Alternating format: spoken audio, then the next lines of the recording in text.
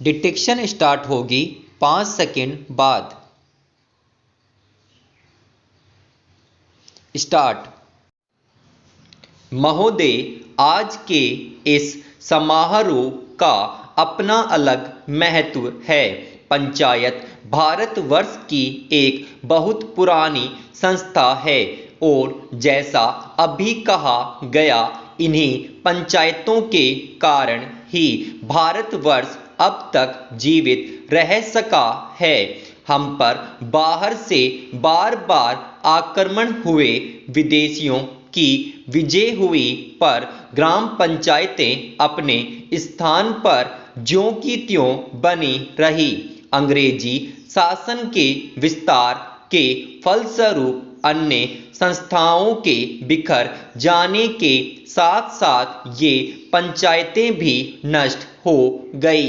जिस समय हम लोग ब्रिटिश सरकार से भारत के लिए स्वराज्य प्राप्त करने के प्रयत्न में लगे हुए थे, उस समय गांव-गांव में जो कांग्रेस कमेटियां स्थापित हुई, वे एक प्रकार से पंचायतें ही तो थी, पर उस समय हमारे हाथों में अधिकार नहीं था और जो पंचायतें स्थापित हुई वे जनता की इच्छा से ही स्थापित हुई।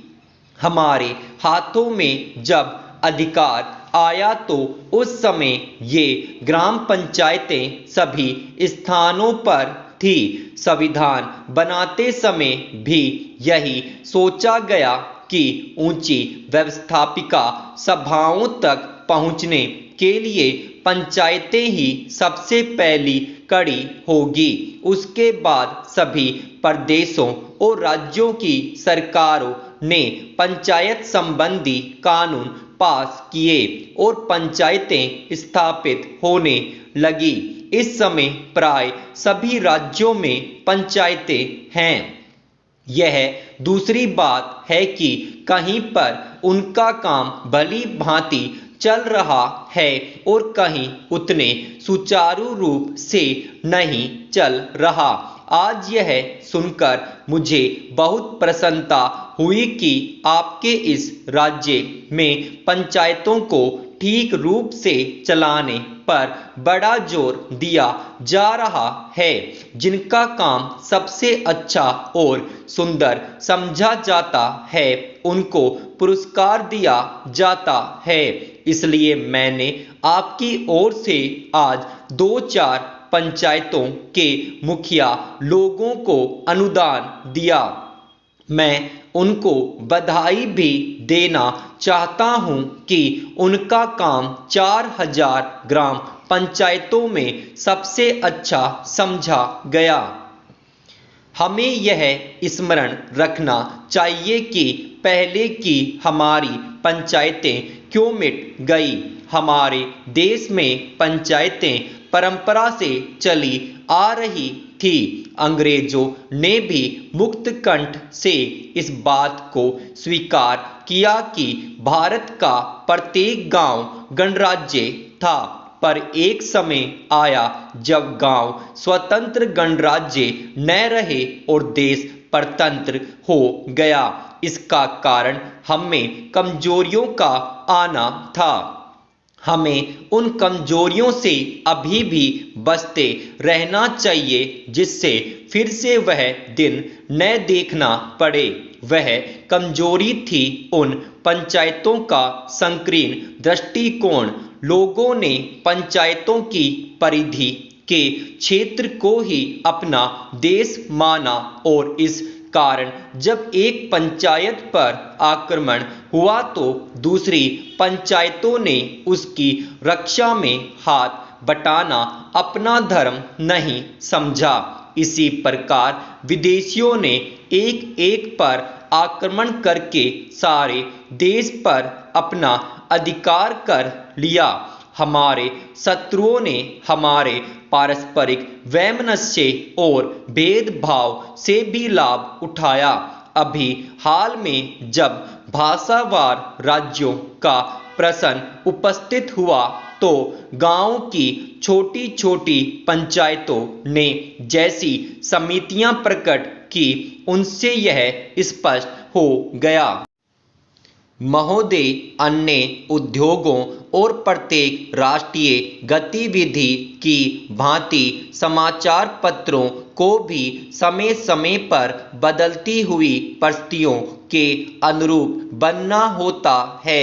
हमारे स्वाधीनता संग्राम के अवसर पर राष्ट्रीय पत्रों ने बहुत बड़ा काम किया, जिसे राष्ट्र प्रशंसा की भावना के साथ सदा स्मरण रखेगा। देश के स्वाधीन होने के बाद से समाचार पत्रों के दायित्व में मौलिक परिवर्तन हुआ है।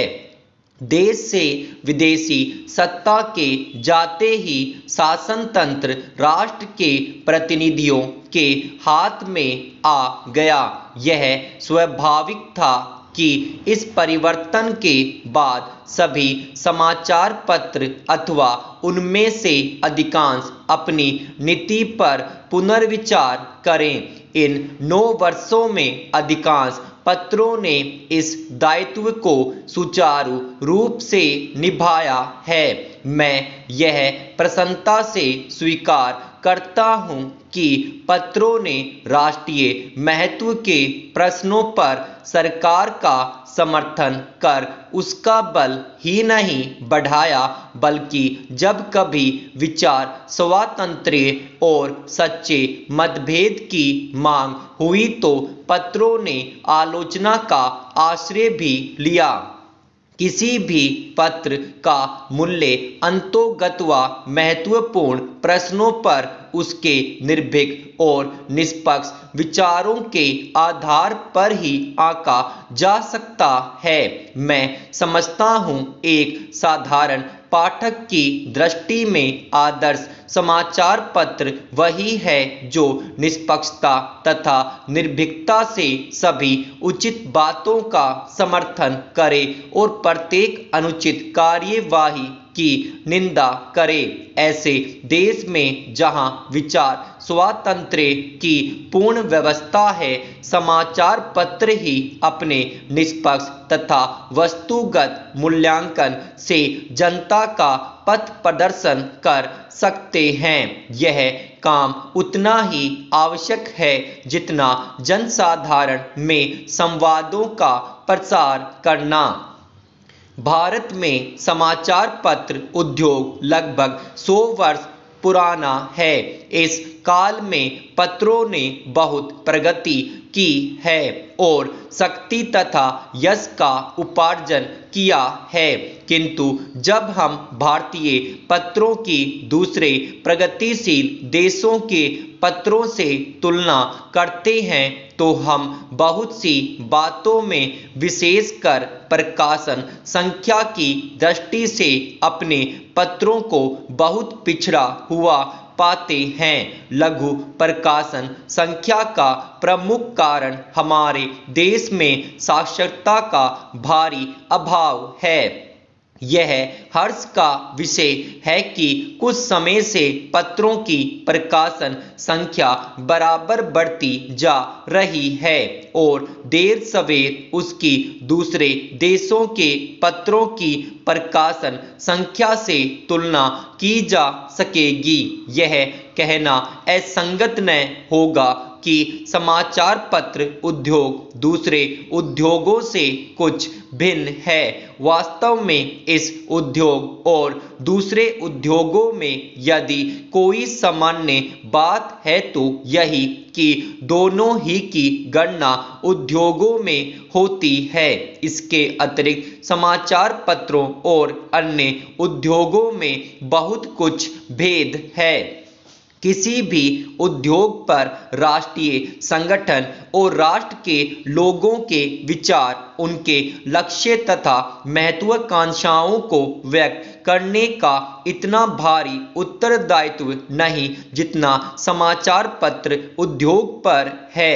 पत्रों और पत्रिकाओं का प्रकाशन संसार के सभी देशों में आरंभ में एक साधारण प्रचार कार्य के रूप में हुआ।